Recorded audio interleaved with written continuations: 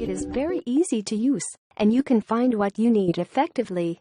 It supports different data, such as photos, contacts, videos, audios, and more. If the data are stored on self-decode card in your phone, it also can scan and restore the data. Step 1. Download and install the program on your computer, and then launch it, and then connect device to computer with the USB cable. Step 2. Follow the on-screen instruction to enable USB debugging here.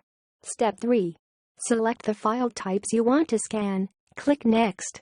Step 4. Click the data type from the left panel, check the items and click Recover. That's all.